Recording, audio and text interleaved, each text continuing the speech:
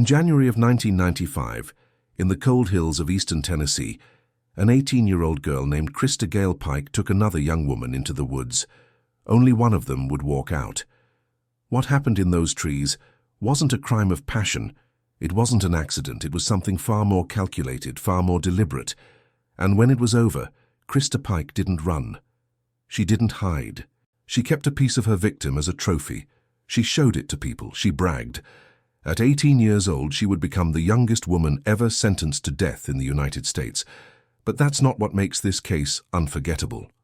What haunts investigators and observers to this day is the coldness in her eyes, the absence of remorse, and the chilling realization that for some people, cruelty isn't a breaking point. It's a choice. My name is Julian Cross, and tonight we open a file that asks an uncomfortable question. What do we do when evil wears the face of youth? The winter of 1995 was particularly harsh in Knoxville, Tennessee, the kind of cold that settles into your bones and doesn't let go. The sky hung low and gray over the city, and at night, when the temperature dropped, the streets emptied early. It was the kind of weather that made people want to stay inside, close to warmth, close to safety. But not everyone had that luxury. For many young people at the Knoxville Job Corps Center, winter wasn't just a season. It was a reminder of everything they were trying to escape. The Job Corps program was designed as a second chance, a federal initiative aimed at helping young people between 16 and 24 years old gain education, vocational training, and a pathway out of poverty or troubled backgrounds. The Knoxville Center was one of many scattered across the country, a place where teenagers from broken homes, fractured families, and dead-end towns came to rebuild their lives. Some arrived with hope. Others arrived with nothing left to lose. The campus itself was modest, a collection of low buildings and dormitories nestled in the rolling hills outside the city. It wasn't glamorous, but for many, it was a lifeline.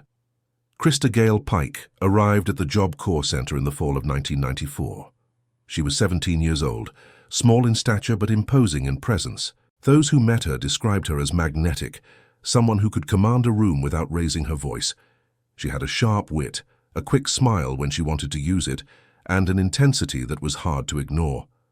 Christa didn't blend into the background. She demanded attention, and she usually got it. But beneath that charisma was something else, something darker. Friends would later recall moments when Christa's mood would shift without warning, when her eyes would go flat and cold, when the charm would drop away and reveal something unsettling underneath. Christa's childhood had been turbulent. Born in West Virginia, she grew up in an environment marked by instability and neglect. Her family life was chaotic. Her early years shaped by poverty and dysfunction. By the time she was a teenager, she'd already been shuffled through the foster care system and had accumulated a troubling pattern of behavior. Teachers noted her defiance. Counselors documented her volatility. But she was also intelligent, capable of deep focus when something interested her. The problem was that what interested Christa often veered into the obsessive. She didn't just want things, she needed to control them. At the Job Corps Center, Christa quickly established herself within the social hierarchy. She began a relationship with a young man named Tadaril Ship, another student at the center. Tadaril was 17, quiet, and by most accounts easily influenced. Where Christa was fire, Tadaril was smoke drifting along in her wake. Their relationship was intense from the start, marked by possessiveness and a shared fascination with the darker edges of life. They were drawn to each other in the way that troubled people often are, recognizing something familiar in the other's brokenness. But for Christa, the relationship wasn't just about connection, it was about ownership. Enter Colleen Slemmer. Colleen was 19 years old, a recent arrival at the Job Corps Center from Florida. She was different from many of the other students, quieter, more reserved. She'd come to Knoxville looking for the same fresh start everyone else was chasing, but she wasn't interested in drama or social games. Colleen kept to herself mostly, focusing on her classes and trying to stay out of trouble. She was petite, with dark hair and a shy smile, the kind of person who could easily go unnoticed in a crowd. And perhaps that's what made her vulnerable. Colleen had made the mistake of being friendly. At some point in late 1994, she'd spoken to Tadaril Ship. It was nothing romantic, nothing significant. Just casual conversation between classmates, but in Christa Pike's mind it was enough. Christa's jealousy was immediate and irrational.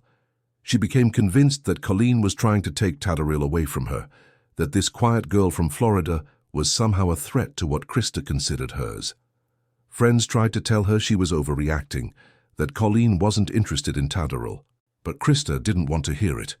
The idea had taken root, and once Christa fixated on something, she didn't let go. Throughout December and into early January, the tension escalated. Christa began spreading rumors about Colleen, making cruel comments, turning other students against her. Colleen, confused and hurt, tried to stay out of Christa's way, but it wasn't enough. The harassment continued, and what had started as paranoid jealousy was transforming into something far more dangerous. Because Christa Pike wasn't just angry, she was planning. On the evening of January 12, 1995, Christa approached Colleen in one of the dormitories. Her demeanor was surprisingly friendly, almost apologetic. She suggested they talk, clear the air, maybe even become friends. Colleen, relieved at the apparent olive branch, agreed. Christa suggested they go for a walk, somewhere private where they could talk openly without others listening in. It was cold outside, but Colleen didn't want to seem unwilling to make peace. She put on her jacket and followed Christa out into the winter night. Taddaril's ship came along, and so did another student, a young woman named Shadola Peterson. To Colleen, it must have seemed like a group outing, a chance to smooth things over and move forward. She had no idea she was walking toward her final moments. They headed away from the main campus, toward a secluded area known as the woods behind the agricultural campus. It was dark, the kind of darkness that swallows sound and makes you feel utterly alone. The ground was hard with cold, patches of old snow still clinging to the shadows beneath the trees. Their breath came out in clouds. Colleen likely felt uneasy as they walked deeper into the woods, away from the lights of the dormitories, away from anyone who might hear or see. But she trusted that this was just a conversation, that they would talk and then head back to warmth and safety. They stopped in a clearing, and that's when everything changed. If you're listening to this story and feeling that cold dread in your stomach, that instinct that something terrible is about to happen, then you understand what true crime really is. It's not entertainment. It's a reminder that evil exists, and sometimes it exists in the most unexpected places. If stories like this matter to you, if you believe in remembering the victims and understanding the darkness so we can recognize it, then subscribe to this channel. Because the files I open don't close easily, and the next one might be even harder to forget. What happened next in those woods is difficult to recount. Not because the facts are unclear, but because they are almost unbearably clear. The attack on Colleen Slemmer wasn't sudden or brief. It was prolonged, methodical, and sadistic. Christa Pike later described the events with a disturbing level of detail, and that description, combined with the physical evidence and witness testimony, paints a picture of calculated brutality. Christa turned on Colleen without warning. The first blow came fast, a strike to the head that sent Colleen stumbling. Confused and terrified, Colleen tried to defend herself, but she was outnumbered and completely unprepared for the violence that was unleashing upon her. Christa had brought a box cutter, a small but vicious tool, and she used it. Taddaril's ship joined in the assault, following Christa's lead as he always did. Shadola Peterson stood nearby, a witness to the horror unfolding, later claiming she was too frightened to intervene or run for help. The attack went on for what must have felt like an eternity to Colleen. She was beaten repeatedly, struck with fists and a piece of asphalt. She was choked, the life being squeezed from her throat as she struggled and gasped for air. And through it all, Christa Pike was in control, directing the violence, savoring it.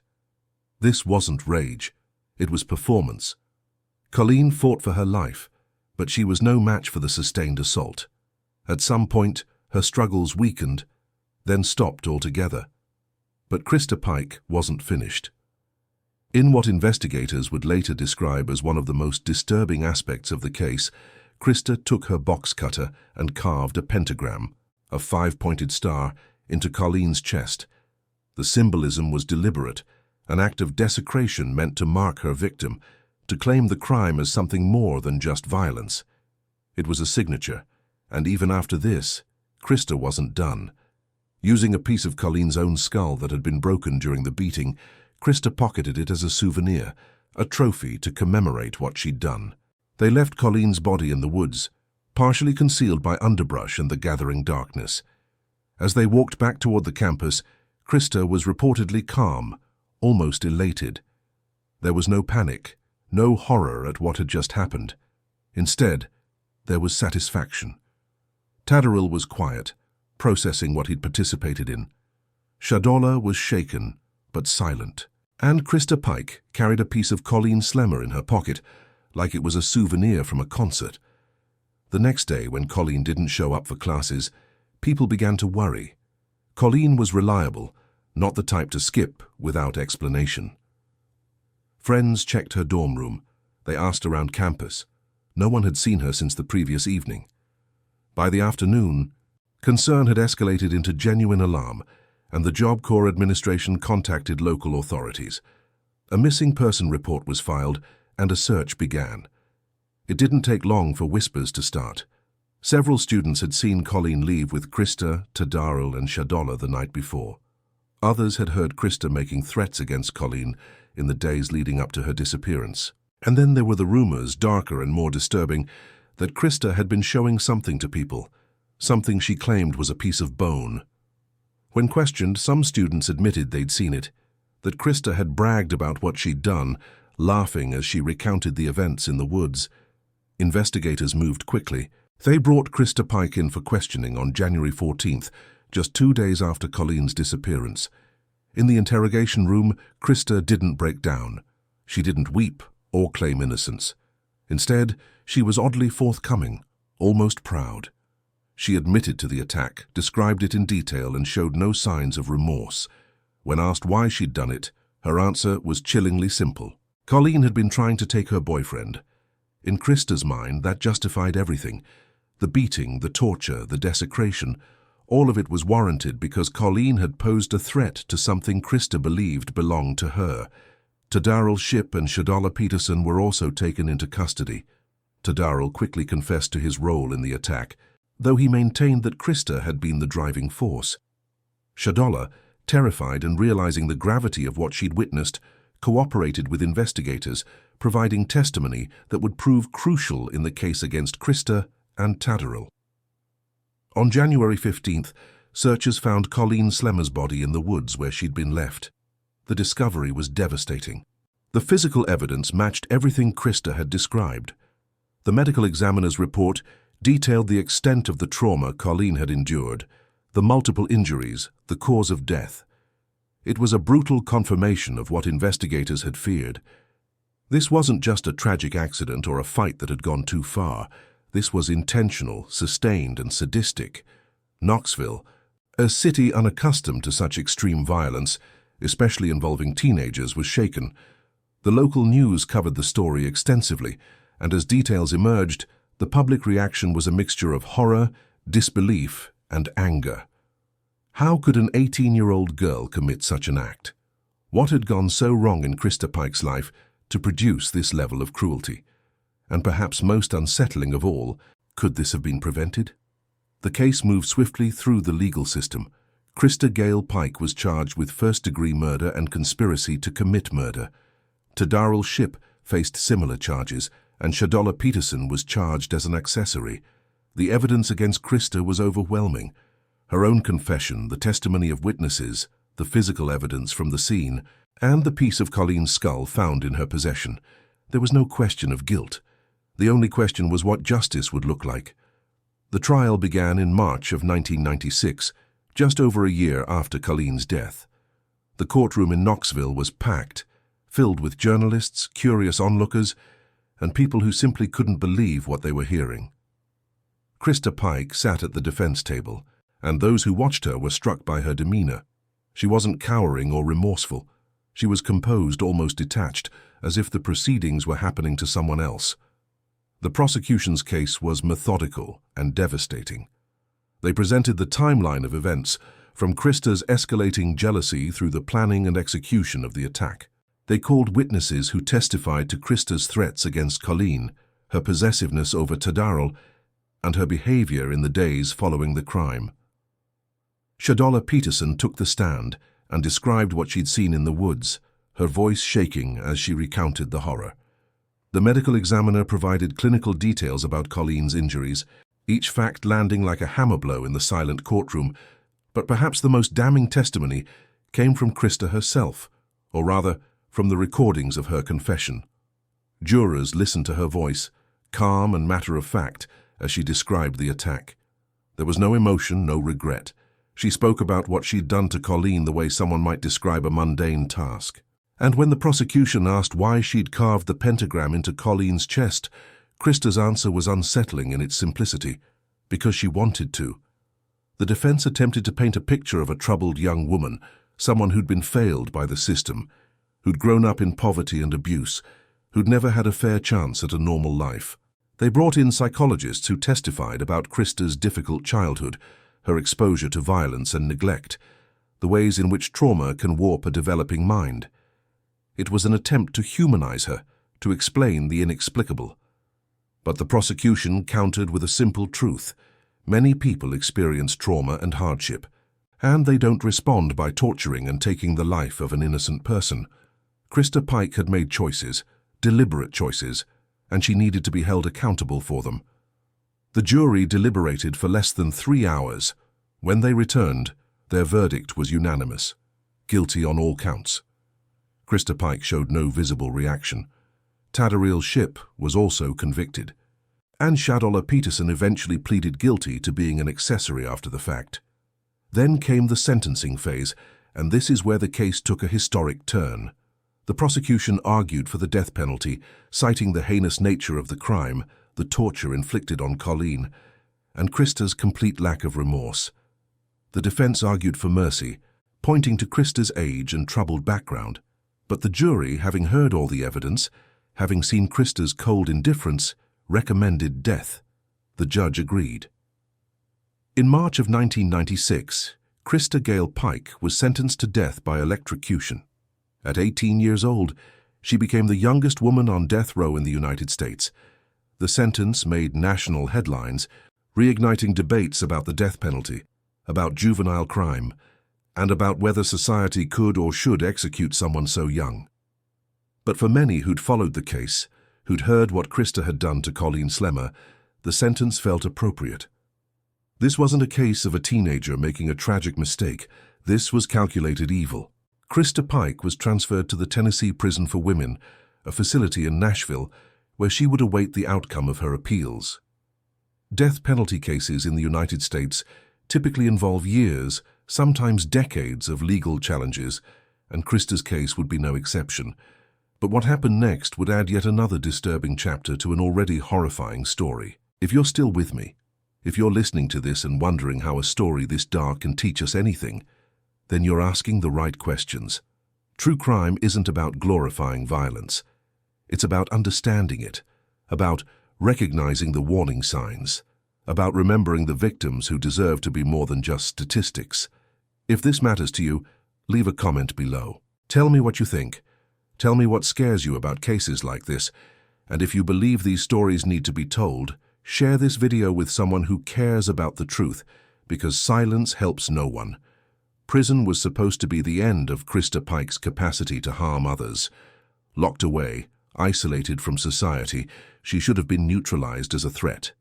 But Christa Pike had other ideas. In August of 2001, 6 years after taking Colleen Slemmer's life, Christa was caught planning another violent act, this time behind bars.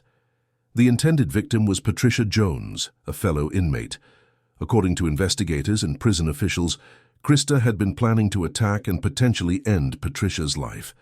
She'd been gathering information, making preparations, and discussing the plan with Tadariel Shipp, who was also incarcerated in Tennessee. Their plan was discovered before it could be carried out, but the implications were chilling. Prison hadn't reformed Christa Pike. It hadn't instilled remorse or empathy. If anything, it had simply confirmed what many had suspected. Christa's capacity for violence wasn't situational. It was fundamental to who she was. This revelation changed the conversation around her case. Those who'd argued that her crime was a product of youth and poor judgment now had to contend with the fact that years later, older and presumably wiser, Christa was still plotting harm. It suggested that what happened to Colleen Slemmer wasn't an aberration. It was a pattern. Meanwhile, Christa's legal appeals continued to wind through the court system. Her defense attorneys argued multiple points: that she'd been too young to receive the death penalty, that her trial had been flawed, that new evidence about her mental state should be considered. In 2005, the U.S. Supreme Court issued a landmark ruling in the case of Roper versus Simmons, declaring that the execution of individuals who committed their crimes while under the age of 18 was unconstitutional. This ruling meant that Christa Pike's death sentence could not be carried out, at least not in its original form. However, the legal situation was complicated. Christa had been 18 at the time of Colleen's demise, and the Supreme Court's ruling applied to those under 18. For several years, there was uncertainty about whether the ruling would affect her case. Eventually, Tennessee courts wrestled with the question, and in 2011, a decision was made. Christa's death sentence was vacated, and she was resentenced to life in prison without the possibility of parole. She would spend the rest of her life behind bars, but she would not face execution. For some, this was justice tempered with mercy. For others, particularly those who remembered Colleen Slemmer, it felt inadequate. How do you measure appropriate punishment for a crime so brutal, so senseless? What sentence could possibly equal the suffering Colleen endured in those woods? These are questions without easy answers, questions that speak to the very heart of our justice system and our understanding of morality. Today, Christa Gail Pike remains incarcerated in Tennessee. She is now in her late 40s, having spent more than half her life in prison. Those who've interviewed her over the years describe a woman who is intelligent, articulate, and still largely unrepentant. She's given occasional interviews, and in them she's expressed frustration with the system, claimed she's been misunderstood, and attempted to reframe the narrative of what happened that night in January 1995. But she's never truly expressed remorse for what she did to Colleen Slemmer. She's never acknowledged the full weight of her actions or the life she destroyed. Tadaryl Shipp was also sentenced to life in prison. Shadola Peterson, who cooperated with prosecutors, received a significantly lighter sentence and was eventually released. She's tried to rebuild her life away from the shadow of that night, though one imagines it's a shadow that never fully lifts. And Colleen Slemmer. She is remembered by her family and friends not as a victim, but as a person. A young woman with dreams and potential, someone who'd come to Knoxville looking for a fresh start and found only tragedy. Her life was cut short at 19, stolen by someone who believed jealousy justified anything. In the years since her death, Colleen's family has spoken occasionally about their loss, about the hole in their lives that can never be filled. They've also spoken about forgiveness, not for Christa Pike, but for themselves, a way to move forward without being consumed by rage and grief. The case of Christa Pike raises uncomfortable questions that don't have simple answers. Questions about nature versus nurture, about whether some people are born with a capacity for evil or whether it's created by circumstance. Christa's childhood was undeniably difficult, marked by neglect and instability, but millions of people experience trauma and don't become violent. So where does individual responsibility begin? At what point do we stop blaming the past and start holding someone accountable for their choices? There's also the question of age and maturity. The human brain doesn't fully develop until the mid-20s, particularly the parts responsible for impulse control and understanding consequences. This is why the Supreme Court ruled against executing juvenile offenders. But Christa was 18, technically an adult, and more importantly, her crime wasn't impulsive. It was planned, executed with deliberation, and followed by behavior that suggested satisfaction rather than regret. Does that change the equation? Should it? And then there's the most disturbing question of all. Can someone like Christa Pike be rehabilitated? Is redemption possible for someone who tortures another human being and feels no remorse? Our justice system is built on the idea that people can change. That punishment can lead to reform. But cases like this challenge that optimism. When Christa was caught planning violence even after years in prison, it suggested that whatever is broken inside her isn't fixed by time or consequence. So what do we do with that knowledge? These aren't rhetorical questions. They're the questions that haunt judges, juries, prison officials, and anyone who takes the time to really examine cases like this. There are no easy answers, no comfortable conclusions, just the difficult truth that evil exists, that it sometimes wears a young face, and that understanding it doesn't mean excusing it. The Christa Pike case has been examined, dissected, and debated for nearly 3 decades now. It's been featured in documentaries, true crime shows, academic studies on juvenile offenders, and countless articles. Each retelling tries to make sense of the senseless, to find the moment where things went wrong, the point of no return. But perhaps the most important thing this case teaches us isn't about Christa Pike at all, it's about paying attention. Because before that night in January 1995, there were warning signs. Christa's escalating jealousy, her violent rhetoric, her obsessive behavior. People noticed, people worried, but no one intervened in a way that might have prevented tragedy. Would it have made a difference? Maybe. Maybe not. But we'll never know because no one tried hard enough. In our schools, our communities, our families, there are young people struggling with anger and darkness right now. Some will find help and healing, others won't. The difference often comes down to whether someone cares enough to step in. Colleen Slemmer didn't have to face the end, she did. She was kind to the wrong person at the wrong time, and it cost her everything. That's the cruel randomness of crime, the way it can reach out and destroy a life for reasons that make no sense to rational minds. But her story, painful as it is, matters. It reminds us to take threats seriously, to trust our instincts when someone's behavior feels dangerous, and to protect the vulnerable whenever we can. If you've listened to this entire story, if you've stayed with me through the darkness, then you understand something important. These aren't just stories, these are lives. Real people who loved and hoped and hurt. And when we remember them, when we refuse to look away from the uncomfortable truth of what humans can do to each other, we honor them. So if this story has affected you, if it's made you think or feel or question, then hit the like button. Let me know this matters to you, because every case I cover, every file I open, airs a choice to remember rather than forget. There's a concept in psychology called the banality of evil, coined by philosopher Hannah Arendt. It refers to the idea that extraordinary evil can be committed by ordinary people, that monsters don't always look monstrous. Christa Pike embodied this in a way that still unsettles those who study her case. She wasn't a shadowy figure from a horror story. She was a teenager, small in stature, capable of charm and humor. People liked her. People were drawn to her. And yet, beneath that ordinary exterior was something that could plan and execute unspeakable cruelty without flinching. This disconnect is what makes cases like this so psychologically disturbing. We want to believe that we could recognize evil if we encountered it, that it would announce itself clearly, so we could avoid or confront it. But the truth is messier. Evil often hides in plain sight, wearing familiar faces, speaking in normal voices. It sits next to us in class, works in the cubicle beside ours, smiles at us across a table, and sometimes, like with Christa Pike, it's only when the mask slips that we see what was there all along. Forensic psychologists who've examined Christa's case have noted traits consistent with antisocial personality disorder and psychopathy. These aren't legal defenses, they're clinical observations.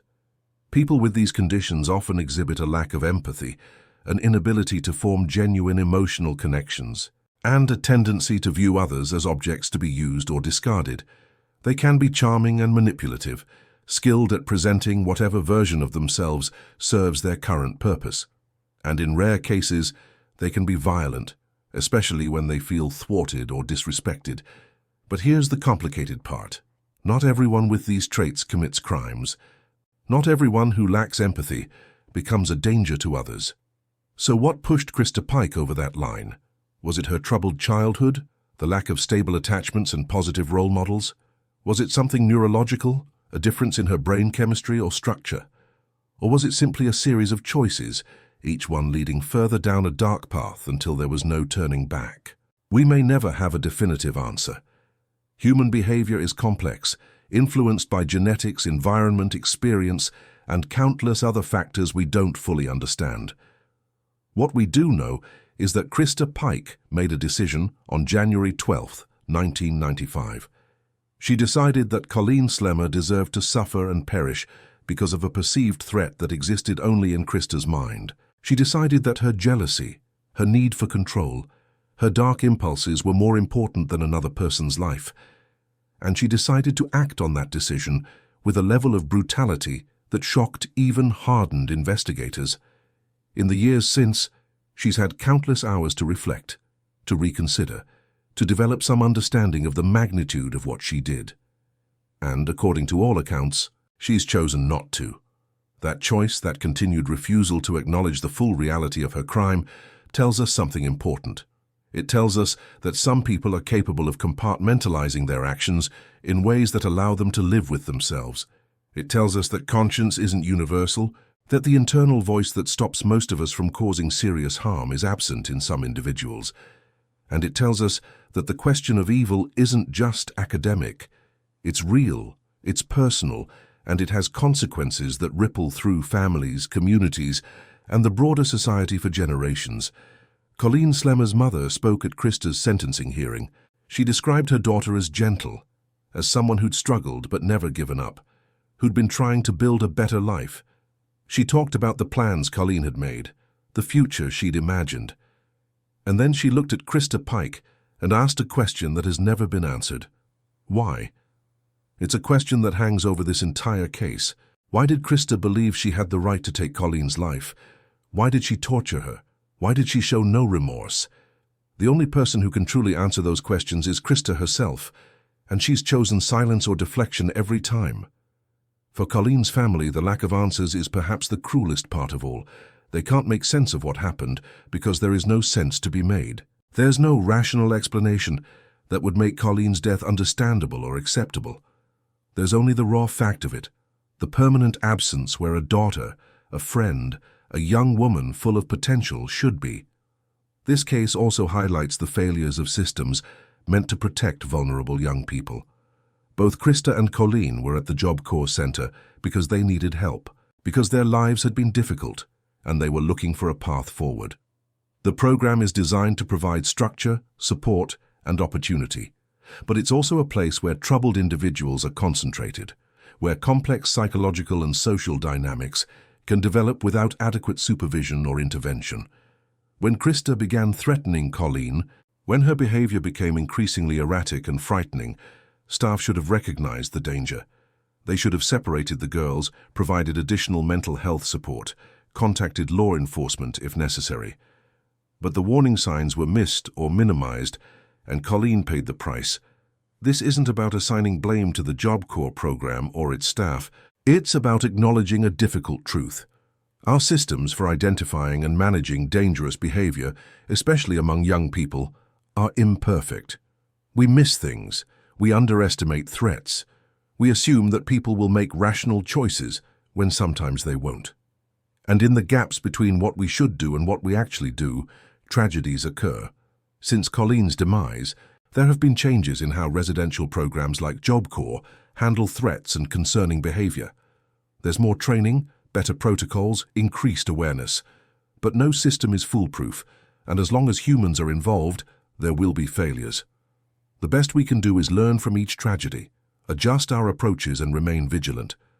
Because somewhere, right now, there's another Christa Pike exhibiting warning signs. And somewhere there's another Colleen Slemmer who needs protection. Whether those two paths intersect tragically, or whether intervention prevents disaster, may come down to whether someone is paying attention. The media coverage of Christa Pike's case was extensive and often sensationalized. Headlines focused on her youth, her gender, and the shocking nature of the crime. Television shows featured dramatic reenactments. Magazines ran profiles attempting to understand the teenage psychopath. And while public interest is understandable, there's a danger in how these stories are told. When we focus too much on the perpetrator, when we turn someone like Christa Pike into a fascinating puzzle to be solved, we risk losing sight of the victim. Colleen Slemmer becomes a footnote, a tragic but ultimately secondary character in someone else's dark story. This is something I think about often when I open these files, when I decide which cases to examine and how to tell them. My responsibility isn't to make Christa Pike into a monster or a celebrity. It's to bear witness to what happened, to honor Colleen's memory by telling the truth, and to help us all understand the capacity for darkness that exists within the human experience. Not so we can be entertained by it, but so we can recognize it, confront it, and hopefully prevent it when we see it emerging in our own communities. The question that probably haunts everyone who learns about this case is simple and terrible. Could it happen again? Could another young person, another 18-year-old driven by jealousy and some internal darkness, do what Christa Pike did? The honest answer is yes. It could happen again. It probably will happen again, somewhere, sometime, because the factors that created Christa Pike, a combination of trauma, psychological pathology, opportunity, and choice, still exist in the world. There are troubled young people who aren't getting the help they need. There are simmering jealousies and obsessions that could boil over into violence. There are moments when intervention could make all the difference but doesn't happen. But that doesn't mean we're helpless. Every time we take a threat seriously, every time we provide mental health support to someone who's struggling, every time we teach empathy and emotional regulation to young people, we're pushing back against the darkness. We're creating possibilities for different outcomes. We can't prevent every tragedy, but we can prevent some. And that has to be enough to keep trying. As I close this file, as I prepare to return these documents to the archive and move on to the next case, I'm left with one final thought about Christa Pike. She's been in prison for nearly 30 years now, longer than she lived before that January night. She's had decades to sit with what she did, to examine her choices, to develop some understanding or regret. And by all accounts, she hasn't.